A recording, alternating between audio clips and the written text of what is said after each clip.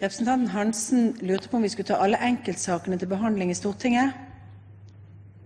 For dette var jo en konsekvens av den styringsmodellen som var fattet, og som han hadde vært imot. Nei, vi skal ikke ta alle enkeltsakene til behandling i Stortinget. Men vi skal ta de enkeltsakene til behandling i Stortinget som eksemplifiserer konsekvensene av rødgrønn politikk. Og det er den rødgrønne regjeringen som fra sitt første dokument i styringsdokument til helseforetakene instruerte om at man skulle bruke egen kapasitet først, før man kjøpte av private eller andre.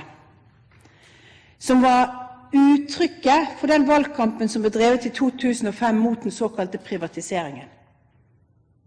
Det er derfor vi har fått økende helsekøer, og derfor vi får eksempel på institusjoner som bygges ned, fordi at den måten denne regjeringen forvalter anbudsprosesser på, har altså som basis at det skal bli mindre av de institusjonene som leverer tjenester. For det har man skrevet til helseforetakene, du skal bruke egen kapasitet først.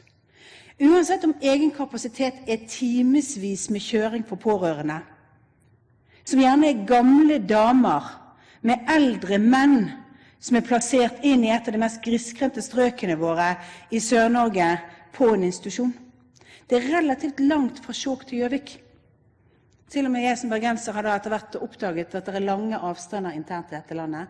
Men det betyr jo i praksis at en del av disse eldre mennene som er på institusjon fordi de er blitt demente, ikke kommer til å få besøk av sin kone, for det er for langt å reise.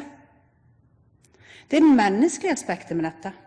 Det andre aspektet med dette, det er faktisk at de ble lovet dette av den forrige helseministeren. Altså, jeg har vært på Kløverhagen. Jeg har snakket med Arbeiderpartiets ordfører i kommunene, som er rasende på Arbeiderpartiet og regjeringens behandling av denne saken. For Bjarne Håkon Hansen sa det var det beste samhandlingsprosjektet han hadde sett. Må jeg innrømme at det har han sagt mange steder, så jeg visste jo på en måte at det var noe han pleide å si alle steder han var. Men det sa han i valgkampen, og var helt sikker på at dette skulle de finne penger på statsbudsjettet til.